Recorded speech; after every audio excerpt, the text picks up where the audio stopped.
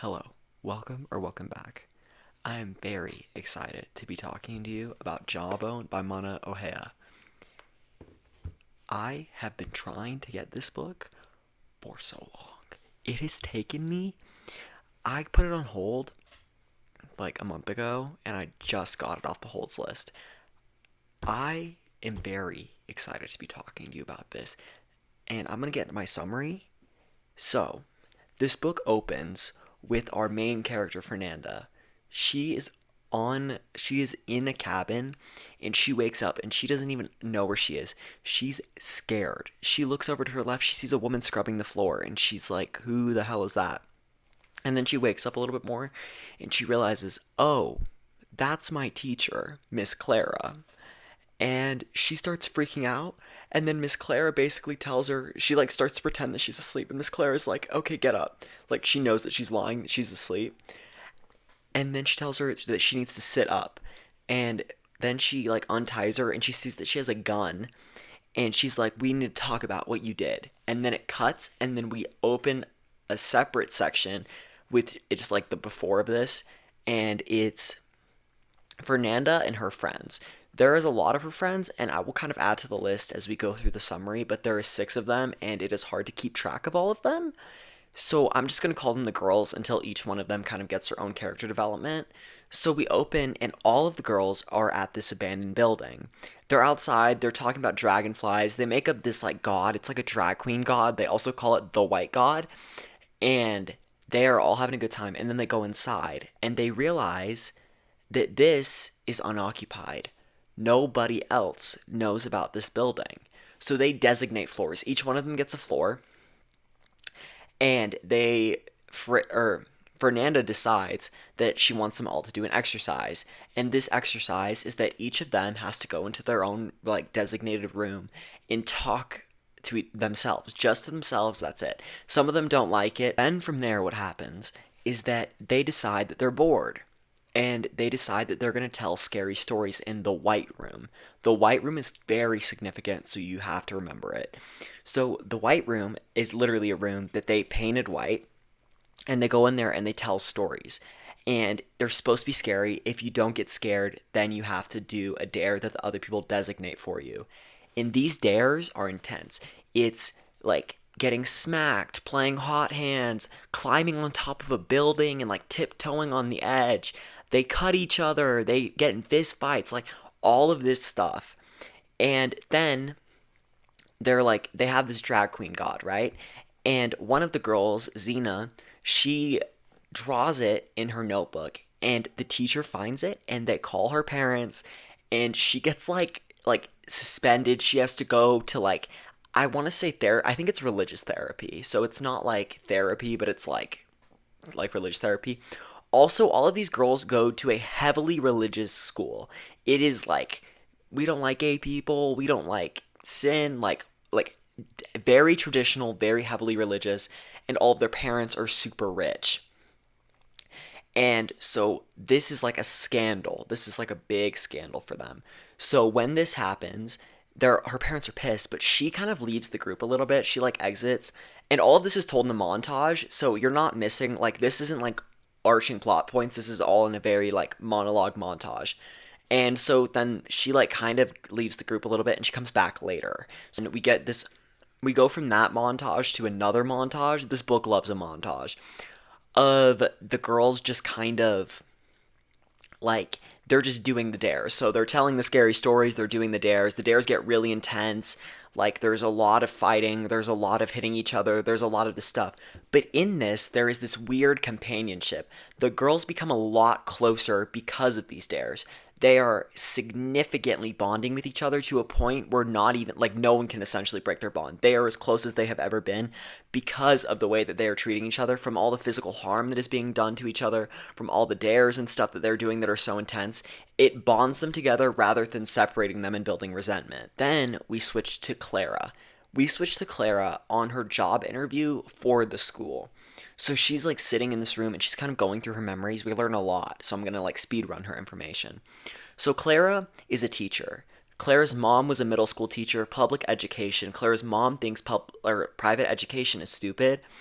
Claire wants to be exactly like her mom, like a carbon copy replica. Like, she literally wears her mom's underwear. She dresses exactly like her mom. She drives the same car as her mom. I'm pretty sure she lives in the same house as her mom.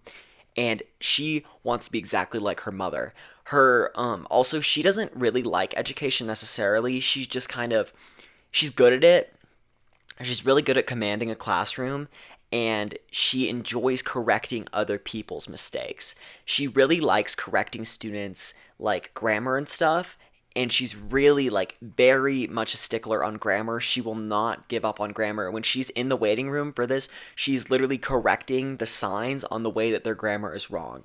And she doesn't really teach all of her students equally. She kind of picks two or three every year and tries to improve their grammar specifically in their writing, and she considers that like enough. Like, she thinks if she can at least improve a few students' writing, it's enough for her.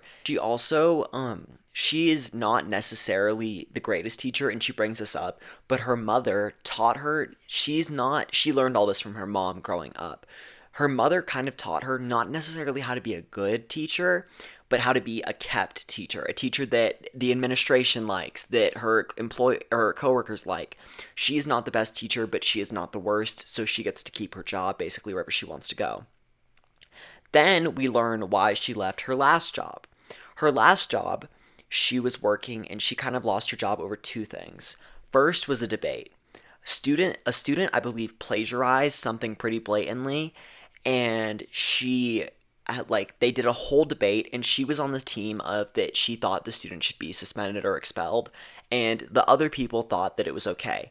This debate got really intense and like essentially separated the sides of the teachers.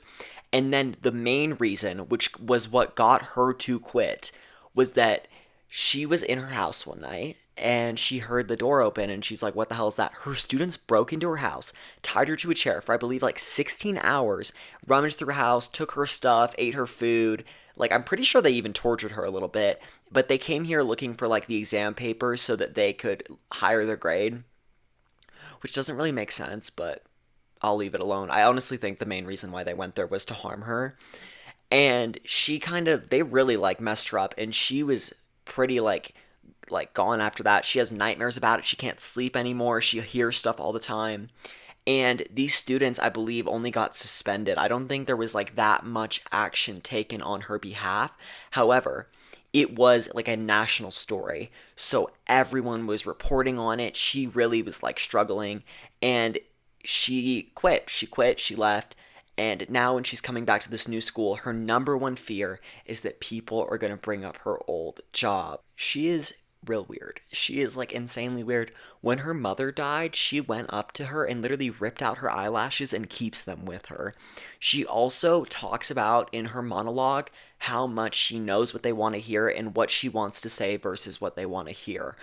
And how she's loves education. She has a passion for education, but we all know she really doesn't. And also, there is a lot of other stuff in here that she says.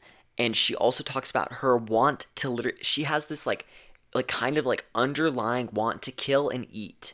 And this means people, this means animals. And then from there, we drop out and we switch back to Fernanda kidnapped with Clara. Oh, Fernanda is still tied up. It's been multiple days, I believe, at this point. She really has to pee. She really like just is kind of starting to lose her hope that people are going to come find her, because originally when she was there, she was telling Clara how she was kind of screwed because people were going to come look for her, and Clara was like, "Oh, ain't no one going to find you here." But now she's starting to realize that Clara's actually right, and no one is going to find her here. No one is coming to get her. And she really has to pee, and then she sees Clara walk in with a dead rabbit, and she starts skinning it. And she asked her, she's like, "Oh, can I pee?" And then Clara basically like ignores her. And then she kind of realizes, oh, Clara doesn't even care. Like, she doesn't even care about me at all. Also, her back really hurts because she's been sitting in the same position for like a really long time. From here, we switch to the girls in class, and they're asking questions. From here, what happens is they're asking all these professors a lot of questions. They're asking about the religions that they're teaching. They're asking about science. And these professors, from these, you can tell they really don't, I guess they're not professors, but I'm going to call them professors. You can tell they really don't believe necessarily what they are teaching either, but they keep kind of spewing it. And Then we see a girl get pulled out of class. What happens is one of the teachers gets up and walks out, and all the teachers are in the courtyard together, and they're sitting there and they're talking about these two girls, and they don't really know what's happening, but then they launch to a memory about this other girl they knew who got pregnant. And since she got pregnant, they expelled her from the school, and her parents, like, essentially kidnapped her and told her that she needed to, like, be a mother. And what happens is that after they are, like, looking at these women, they talk about the pregnant girl. One of the girls, I believe it's Annalise, gets up and she goes and writes something in the back of the teacher's notebook. And we don't know what it is, but she closes it, puts it back in her bag, and then the teacher comes back in. And Annalise goes and she sits down. Also, I forgot to mention that all of these girls, there is a very clear, like, homoeroticism between all of them. They're all, like, taking each other's gum out of each other's mouth and, like, eating it. They're all, like, caressing each other. And it is done, like, very well. Like, it's done very well. But from here, we switch. So now we're back to Clara. Clara is taking a tour of the school while we kind of get interjections of how her first couple weeks of being a teacher are going. So she's taking a tour with the dean. The dean is this old lady. She has her toes out. She's wearing sweatpants. And she's, like, giving her the tour of the pool room, the tennis room, the gym room, the gymnastics room, all the rooms, because this is, like, a really rich school. And she starts to have a panic attack. And I don't exactly remember why, but I just know she starts to have a panic attack. And the dean literally is like, "Are you good?" And she's like, "Yeah." And she's like, "Okay, perfect." And then they just keep walking. I thought that was so funny. She does not really like her colleagues. Clara does not like her colleagues. She is not a fan of them. There is one woman that she does like. The rest of them are not good. I'm going to give you a few of them. Well, actually, I'm only give you one because I only remember one. But there's one. He's the preacher. His name's Alan. Alan is a douchebag. We do not like Alan. Alan is he is, like, super duper heavy religious. He's super racist. He's super sexist. He's incredibly homophobic, and she doesn't like him either. And basically what happens is that he buys people chocolates to, like, try to make up for him as a person, which is kind of sad if you think about it, but also don't be a bad person if you want people to like you, you know? But besides Alan, there is another lady. I cannot remember her name, but she and Claire get along really well because she is super quiet, Claire is super quiet, and they're not even friends. They just have this, like, unspoken relationship that they will do things for each other without having to be asked and without having to say anything about it. Also, she is starting to really freak out about the fact that she no longer believes that she can replicate her mother. She is scared that she is going to get to the point where she no longer feels connected to her mother and that she can't replicate her properly. Also, in her monologue, we learn that Alan, the girl who is pregnant, she actually jumped out of, I think, the second or third story of the building and hit the ground. And she survived and the baby survived. But the reason she did that was because Alan told her that if she got an abortion or if she gave the child up, that God was going to send her to hell. And that scared her so bad that she jumped out of the window. And they literally asked Alan about, like, the teachers asked Alan. He was like, "No, I never said that." And then we also learn that there was a prank played on the teacher who is here before her. She is essentially the replacement for this teacher. And Clara finds out that it was that this teacher literally had a heart attack. That's why she quit, because she walked into a classroom with all of the students, like, fake dead, and two of the students were holding a gun. And she literally had a heart attack, and then she quit. And then she finds out that these students are going to be in her class, and that's what scares her so bad. Then we switch. So now we are with Fernanda in her therapy. She's talking about her dead brother Martin. She also had an imaginary friend named Martin who's essentially her dead brother, but it's, like, not, obviously, but it's, like, her imagination of what he would be like. And she didn't kill him. Well, actually, we don't really know. But they were at a lake, he drowned, and her mother blames her for it. She is scared of Fernanda. She is absolutely terrified of, she won't talk to her. She barely tries to speak to her. All she is scared of her. And her mother also is a heavy, like, right-wing grifter. She doesn't like gay people. She's very against gay marriage. She's against abortion. She's against so many things. But in private, she's not like this. She says things to other people that don't equate with what she actually believes, obviously. And then also her dad. Her dad does still love her. He's just very busy on business.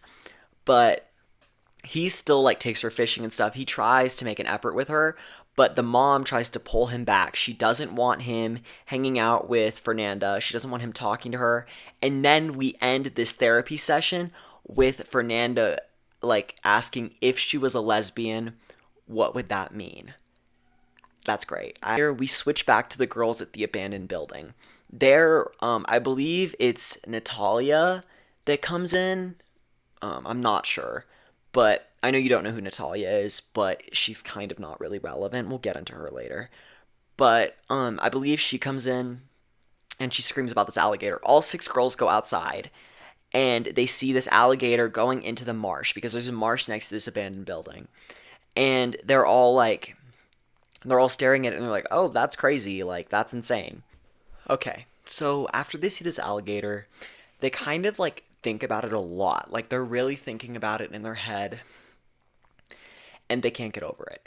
But also, then we go into a montage of the girls just kind of living. So it's them doing these dares. They're doing a lot of these dares. Like, a lot. They're going up three-story buildings and like almost jumping off. They're still hitting and punching each other. Like, they're still like just doing all of this. And it's also simultaneously them going home using like eight different forks and spoons and like drinking out of crystal cups and like talking to their maid, like doing all of these things that are very juxtaposed to each other. We really get intense on Annalise and Fernand's relationship. Annalise is a girl who is one of the six, and she is very fearless. She has a giant imagination, and we go to them just kind of bonding. So it's a lot of Annalise and her hanging out more and more. Annalise and her also like they get in this like weird dare where like Annalise I think literally chokes out Fernanda and she passes out on the floor from like being choked out, and they get really close. They start spending the night every night and they've been close, but like I guess they've been close but they start really intensifying here. And at one point, I thought they had sex. They didn't, but I really did because it makes it sound like they did, which I know is on purpose. All of the girls, all six of them, decide to make an Instagram account of their bruises. So all of the different, like, cuts, bruises, all of the stuff that comes from these dares, they post onto this Instagram account. And also from here, we learn that Fernanda and Annalise do something secret. We don't find out necessarily what it is yet, but we know that she asks her to do something to her, she does it, and then it kind of cuts. So we don't know what it is quite yet. And then these girls are even more obsessing over this gator. They're drawing the gator. They're still thinking about the gator. And also, the girls come to find out about Clara's obsession with replicating her mom. They discover that. And I thought that was such a great place to like insert that. And we switch back to Clara at the cabin. So Clara is now leaving the house and we learn a lot. This is a lot in this little conversation that she's having. Learn a lot. So before she goes out the house, she kind of walks around after Fernanda stops screaming and she looks at Fernanda's eyelashes and she contemplates ripping them out. She doesn't. She walks in the forest and we learn that once her mother died, she was really convinced that she was going to be free. She really thought that once her mom died, she was gonna get the car painted pink, she was gonna update everything, and then she was gonna get the hell out. That didn't happen. And it's kind of sad the way they describe it. It talks about how I was gonna pay the insurance, I was gonna do this, and then it literally like switches, and she was like, I paid the insurance and did the maintenance, and that was it. And that is so incredibly sad to me that she just can't really leave because she doesn't have the money. She doesn't have the access to be able to leave her situation that she's currently in. We also learn from her that Fernanda and Annalise had a fallout because obviously the cabin is in the future. We learn that there was a fallout at some point along the timeline. And we also learn that Clara really likes killing things. She loves killing the rabbit. She really enjoys killing the rabbit. Then we switch to the girls. They're now at a sleepover. All six of them are at the sleepover. This is where we learn a lot about all of them as individuals rather than like one big group. But it talks about how they all call their parents, they're all hanging out. And usually what they do is they just like sit and watch porn and get drunk. But tonight they're going to a college party. So they're all getting ready and they're late because the twins are not, I don't even remember the twins' names. I'm just going to call them the twins. That's just going to be what they are from now on. The twins, they are like taking extra time or whatever. Also learn that Xena is the ugliest of them all. She is the dumbest of them all. And I just like I feel bad for her. Essentially, they don't like her really. Like that she is like the least favorite of the overall friend group. Also learn another girl in the friend group, Anelia, I believe is how you say her name. She struggles with her weight. She is a medium while everyone else is an extra small. And they are kind of like the bottom two tiers of the friend group. But from here, they call a college guy. His name is Hugo. He is driving them to the party. So they leave their gated community because their gated community has like armed guards 24/7. Like they have to get there. So they go to the park. He picks them up. He is like, I don't even really, he has an arm tattoo. He's wearing blue shoes. And that's really kind of like all the description we get. But he's not super relevant, so it doesn't really matter. But he drives them to this college party. And Annalise and him are sitting in the front seat, and Fernanda's in the back with the rest of the girls. And Fernanda gets really mad about them flirting, but doesn't really process why she's so angry that they are kind of flirting. But they get to the college party, and he tries to help Fernanda out of the car, and she literally steps out and walks away. And so they get into the college party, and they're not really liking the environment. The twins aren't liking it. Neither is Xena or Anelia or Annalise or Fernanda. And so they're all going in, and Hugo finds his friends. There's like three of them. They're also not important. I'm just gonna call them the guys because they're really irrelevant. And so they're all hanging out. They start playing Put a Finger Down. It's like weird. It gets sexual. We get to a point where they're asking if you've ever taken nudes. And Annalise puts a finger down. And she's like, I only ever took them for myself, though, so it doesn't even matter. And Fernanda gets really mad about Annalise kind of flirting with the guys, that she gets up and she walks out to the backyard. And Annalise gets up after her and starts walking after her. And Annalise is like, you know what, like, fuck them, like, I care more about you. So they decide that they're going to mess with them. And they do this by, they're like, okay, we're going to go upstairs. So they take all the guys and all the girls and they all go upstairs and like to the top of the roof. And they decide to play a game of truth or dare. And because they're up here, the girls obviously have experience. Only Annalise and Fernanda have done the walking on the roof. But because they're up there, they have the experience. So both of them get on the roof, they start walking, and they're like, I bet you can't do that. So the guys get scared, they do it, actually, though, and then they come back around, and then Annalise dares one of them to lick her heel. He does it, and then they dare her, I believe, to, I don't even remember, but there's another dare, and then they dare her to show them the nude. And she does. And it is so, like, intense and, like, gruesome that they literally all start freaking out. And all the girls behind, because all the girls are standing like this and the guys are in front of them. And all the guys start freaking out. All the girls are like, what the hell are you freaking out about? Like, and and then Fernanda dares them. She's like, I bet you won't run. So they all do it. And one guy falls off the roof and he breaks his leg and it's, like, blood everywhere. But he does survive. He's okay. But we learned that the photo that she showed them is a photo that Fernanda took of her, which means that like secret photo, that the secret thing that they did is that photo. We still don't know what it is. And so what, like, so they kind of get up and leave. Like, they're kind of weirded out, and Fernanda is kind of having a little bit of a crisis. Hugo's freaked the fuck out. Like, all the college boys are kind of gone, and I forgot to mention that all the girls kind of wanted to date them or whatever. They're all kind of jealous of each other, but they're all kind of more loyal to each other than they are to the men, but all of them are kind of lonely. And Annalise is, like, considered the most pretty of them all, so she's, like, getting all the attention and stuff. Forgot to mention that these college guys know that they're all minors, and they bring it up constantly.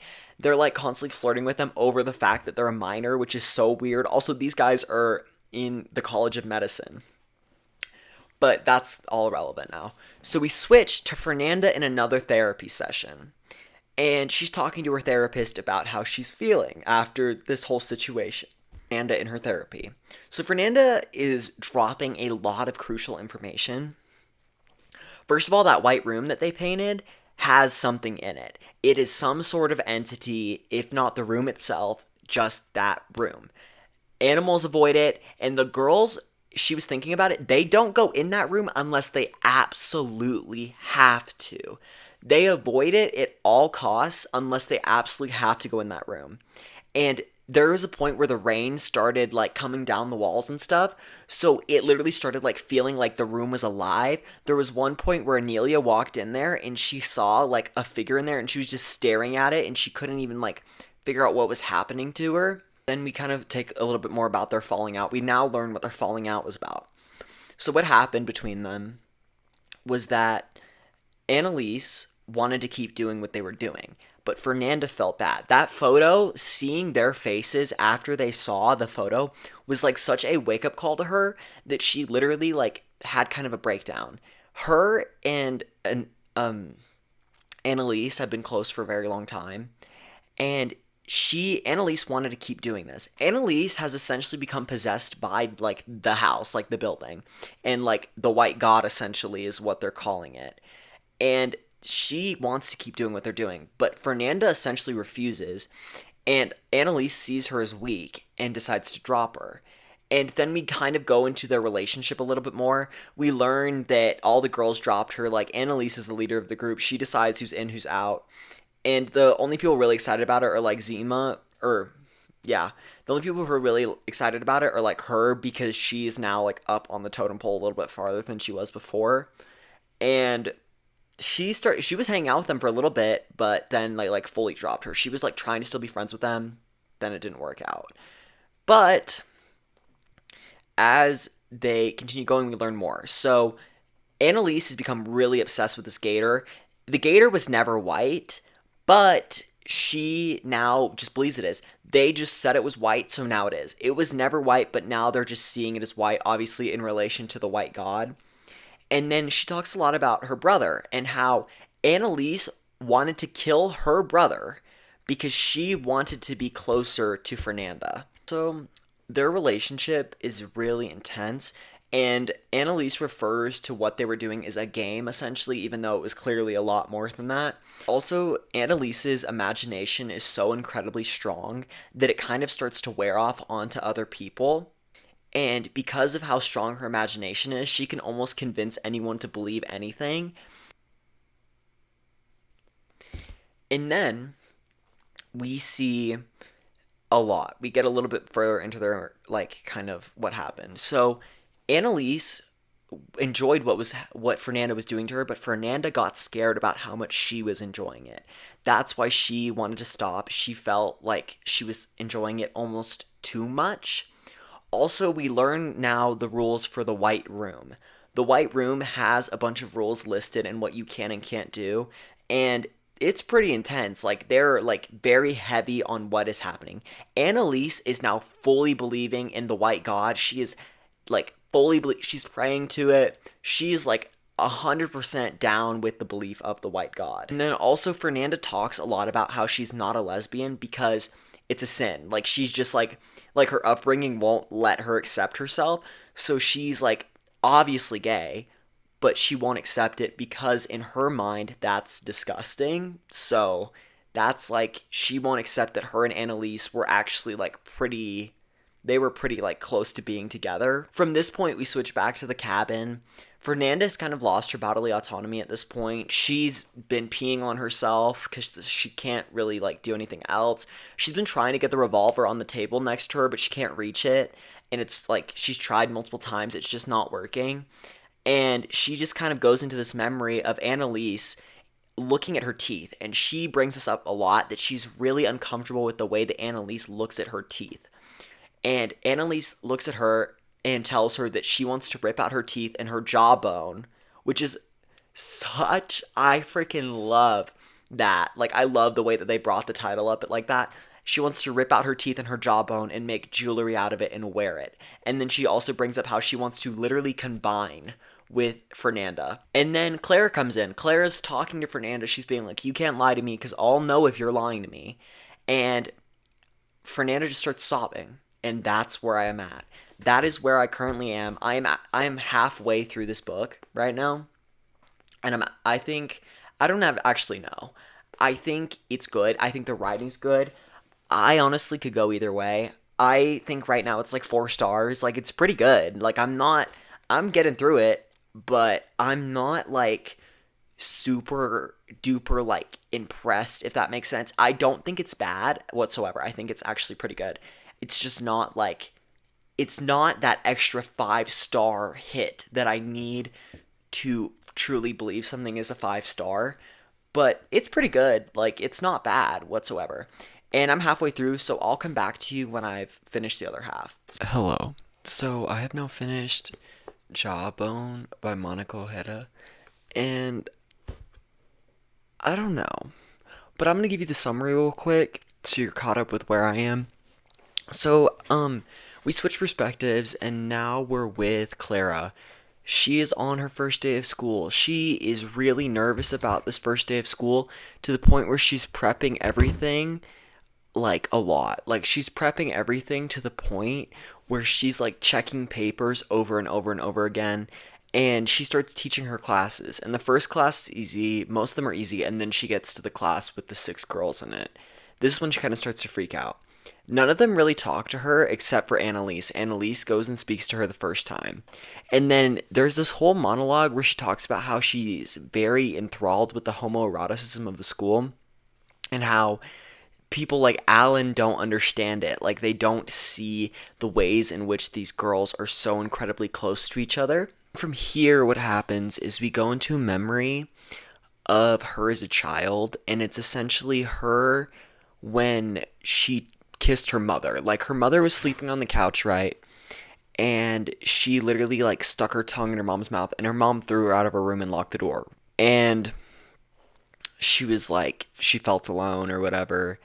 And basically from here, we switch back. So now we are in the courtyard. And what happens is that she sees 2 girls kissing, or not kissing, but they're behind a tree, but they're kissing. And she reports it to another teacher.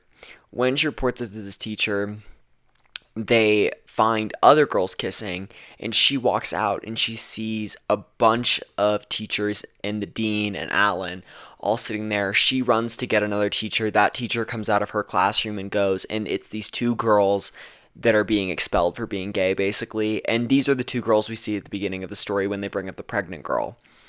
I forgot to bring this up, but it is important. Clara has this thing where she picks her skin a lot, and this is the point, like, when she's teaching, it literally starts, like, her skin starts, like, literally bleeding everywhere. And then from here, we get into this really long monologue about just the like, stories that they're telling. I will get into that in my review. I don't know about all that. From here, we switch back to Clara, and it's her talking about the girls. So she goes into the office and she sees that Annalise is fucked up. Like she's really got, like she got beat up.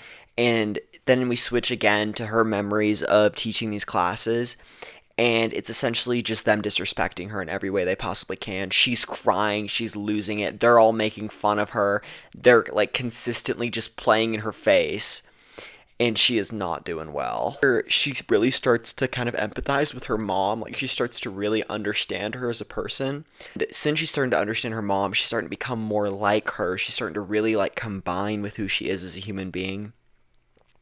And Annalise is forced to stay after school every day with her for this extra class because of that drag queen god drawing that they had a few while back. And she starts asking questions about how to write good horror, where we really get into a lot of their bonding. So they really get close. She starts teaching her a lot of different things. She starts understanding her more. And they have an essay due in class, and she turns in this essay. This essay is really important because she's supposed to write about Edgar Allan Poe. She does not write about Edgar Allan Poe. She writes about herself. It's essentially a letter that is addressed directly to Clara. Also forgot to mention, during this whole situation, Clara laid hands on Annalise. She hit her, and this is like, she never reported it.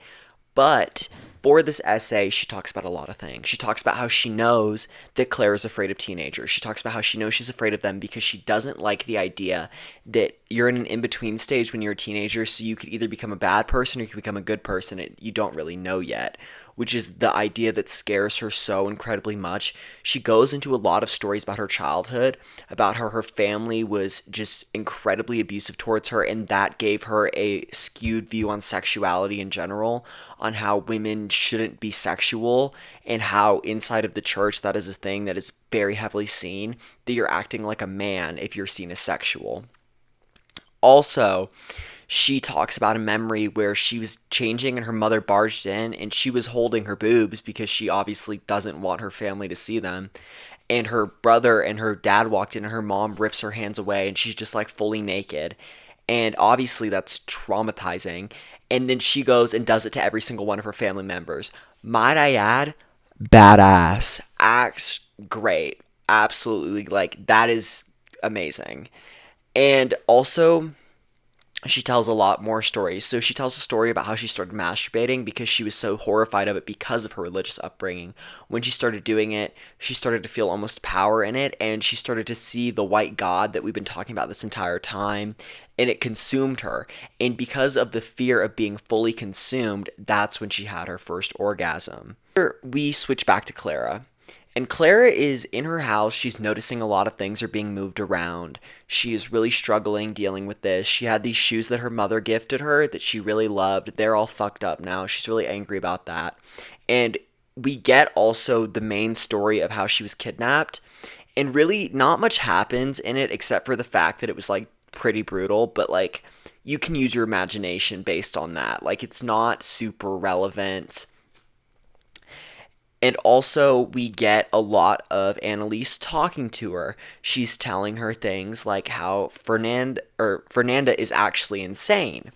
And she's like, she's crazy. She's the one coming to your house. We were just going to do it as a joke, but then I backed out. And now she still wants to do it to you. And this causes her to kind of freak the fuck out. And she notices that Fernanda is coming in, moving her shit, like doing all this other stuff. And she gets really scared. I thought I'd say here that the drawing that Annalise left inside of that notebook was a drawing of a jawbone. It's not super plot relevant, but it does like add to the reveal of the end of the story. So we learn what the photo was of. Basically, what was happening is that Fernanda was biting this shit out of Annalise, and she was wanting her to do it. It was really gross, really bloody, and she is like really like, basically she acts scared, but obviously it was consensual, and it, in the way it describes in this book, it is very, very like sensual. It's very sexual. It's almost like, I would say equivocally the same amount of intensity as them having sex, and they talk about that later, but the way it's described is basically they're having sex.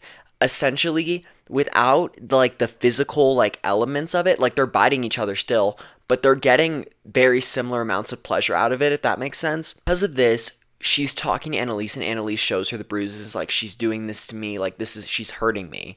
Obviously, she's not hurting her. It was consensual, but she's lying to Clara to make her think that Fernanda is this like awful human being who's just abusing people because she can.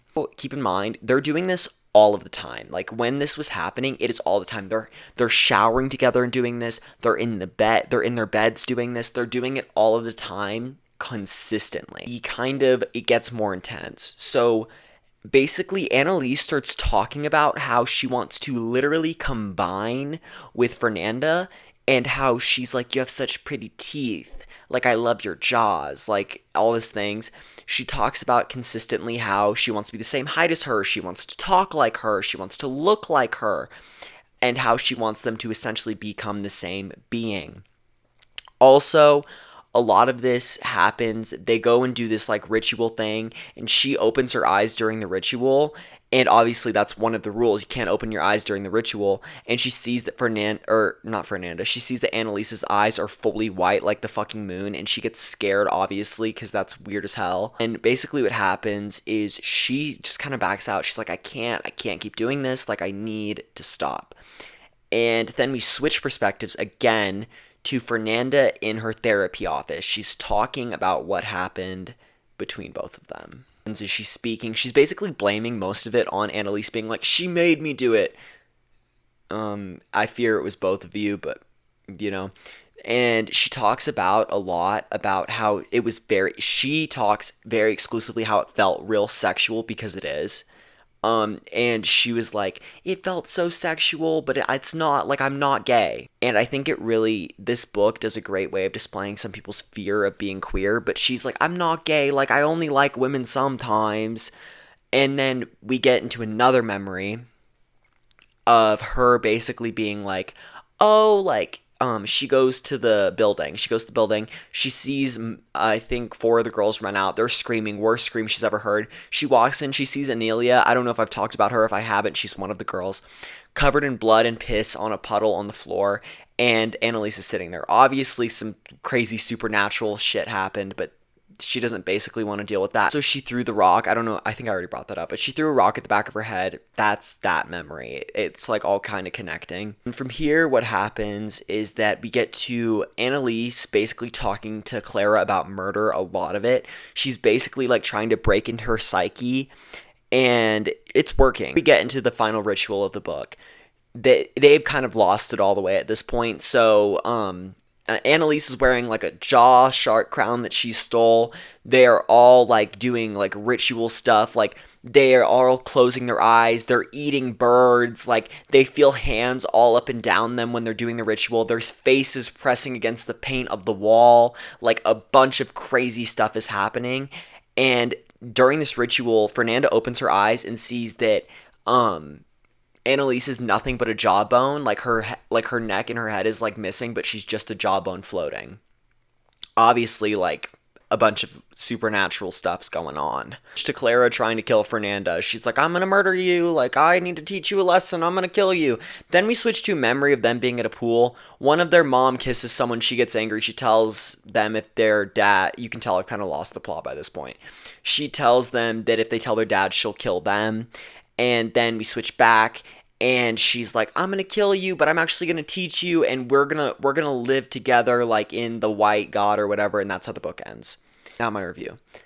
I think it's good. I don't necessarily think it's a 5-star. I have a few things I don't like. I don't like that ending, that little memory at the end. Move that to the front. That, like, pissed me off when I was reading it. Like, I am watching this murder scene or whatever go down, and you just decided to throw that in there. I don't like that. That feels like you were trying to fill pages. Put that at the beginning. That belongs at the beginning. Why is it here? I'm not a fan of that. The ending was fine. I knew it was going to be ambiguous, so I'm not really, like, too angry about the ending like that. It was okay. I'm not the biggest fan, though, that certain things were never explained. I know, like, certain things don't need to be explained. I never thought we were gonna get, like, the white god or whatever the hell that was explained or whatever. I just wish we would have gotten, like, a tad bit more explanation on certain things, specifically, like, character development, really, more than anything else. But other than that, I thought it was pretty good. I think it has great discussion of the way that men see women and the way in relation to the way that society sees women. Like, a lot of the discussion in this book revolves around specifically the male gaze on women and then how women see each other. Like, for example, like, the college guys, they are talking to these girls, and they're basically, like, seeing them as stupid. Obviously they're not, but they're consistently talking to them like they're dumb, like they have this upper hand on them because they're older, which, if you do, that's disgusting, but they think they're so much better when they're really not. And then also a lot of it is in the ways that Annalise describes growing up. She talks a lot about how men saw her when she hit puberty for, like, only her body. That was, like, all they saw her as, and that was, like, real difficult for her, obviously. And I think that's great discussion. I think the book has great similes too. I think that is great when it comes to this book. I think they brings up things that I would have never thought to describe it like that. Like there's one section in the book where it talks about how being like scared is almost like feeling like glass that's about to be shattered. Absolutely love that. And there's a lot of that stuff in the book. I was very impressed by the writing. I don't like just the sheer amount of things that are in it. I don't think we necessarily needed to constantly interject with like memories. Like there are important memories, but a lot of this I left out because a lot of it's not super relevant to the plot. And I don't mind that necessarily. It's just specifically that last memory. I just don't care at this point. When I'm at the end of a book, in my opinion, last 20 pages, there should be nothing interjecting me. I want to tear through that really fast. So when you put this memory right here in the middle that extends like, I think it was like 10 pages, I am bored. I'm so bored. I literally was like, I was reading as fast as I could. That's why I don't really remember everything that happened during that part. Because it's so like, really, really, you're not building tension now. You're not building tension. You're just pissing me off. You're just pissing me off. I read to the end of your book. Don't try to build tension right now. That didn't make me happy. Also, I think a lot of this book, like, we bring up the same, like, oh, like, there's one, so she talks about, like, oh, I'm going to tell you what my best friend did to me. And that's fine once or twice, right? But I kid you not, it's like 4 times. I don't need it 4 times. Once is great. 2 times is fine. After that, like, I'm not a big fan of that. I saw people saying this book is a 5-star. I think it's good. I really do think it's good. I would recommend reading it. I think it is definitely like a good, like, it develops. I think it's a great read. I think it is a great read. I think especially the first like 200 pages are so incredibly interesting and so easy to get through. It's very fast paced. I just am not a fan of these like interjected memories, specifically that one at the end. That one really angered me. I think it has great themes. I think the characters are great. They're very well developed. I feel like I know every individual girl really well, and I was kind of scared at the beginning of this, like specifically with the 6 characters, that I wasn't gonna get to know all of them. But you really do. Like you can towards the end you'll start understanding who everyone is, and it's very easy to understand. I know in my summary I didn't really like specifically plot point on every single person necessarily, but they all are very well developed inside the novel. I also know this was translated, and there are a few like little grammar things, but obviously you can't translate a language directly into another language. That's just not how it works. But overall, translation phenomenally good, absolutely great. Sarah Cooper or Sarah Booker. Sorry for getting your name wrong the first time. You ate great, great, great, great. Absolutely loved. Um, this is probably this is definitely probably the best translated book I've read. I also really liked the way this book discussed specifically straight men's view on queer women, how they see them as almost like not a real thing outside of their sexual fantasies, which I think is very interesting. The way that the book discusses Alan specifically, he's like a teacher. He's like the theology teacher, I believe. How he just doesn't even notice it. Like he doesn't even care because he doesn't even, I think it's also because he doesn't see women as like fully formed human beings, that he doesn't process that 2 women could love each other. And I think that is such a common belief in so many men, and it shows a lot of the time when like 2 women are holding hands or something and they're like, oh, they're friends. Like, I think that is such like a realistic depiction, and I think this book explores it very well. I love that in the book, since the women are so close, that their depictions are, they get so incredibly close to each other. I won't say how because, again, spoiler free summary, but I think because of the way they get so close to each other, they are like, they start referring to other people by their names and their attributes, and I absolutely love that. It just shows the connections that they have to each other. So I think this book does a really great discussion of gender dynamics, specifically in the workplace and in schools. It talks a lot about how when men are taken out of the equation, how women act, and when women are taken out of the equation, how men act, and then how they act in conjoin to each other. I think it explores it really well. It's just missing that extra level for me.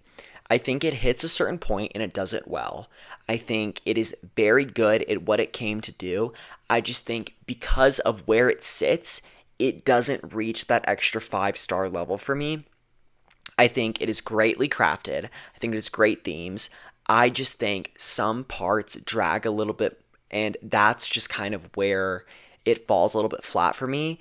I also think in some sections of this book, specifically when it comes to like the cosmic horror aspect or like the ending, it just doesn't give me exactly what I was hoping for. The ending wasn't bad and I enjoy an ambiguous ending, but I just feel like it's not quite what I was looking for when it comes to ending. I also think this book is so like I think it is hits such a genre hit though. Like it reminds me of a lot of shows and stuff I've watched like Elite. I love that show. Like it is so similar in that way to that show and specifically in the way it's crafted in this very rich teenagers go to school stuff happens way. And I love that. And I think when it does break down, for me, it struggles to get back up, especially with that memory interjected right there. It builds this tension, and then the memory hits, and then it goes down, and then it struggles to pick itself back up from there. For everyone who believes this is a 5-star, because I think if I was maybe in a maybe if I hadn't just read Wake Up and Open Your Eyes, I would like this a little bit more than I do. But I think maybe I'll reread it in like 6 months or something, and maybe my opinion will change a little bit. I don't think it was bad, and I'm not angry that I read it. I would read this again. I just think overall, from my reading experience, I would say a 4-star. I think it's 4 stars. I think it's a strong 4 stars though. It's definitely not weak. I think it's a strong 4-star for me, and that's it for me.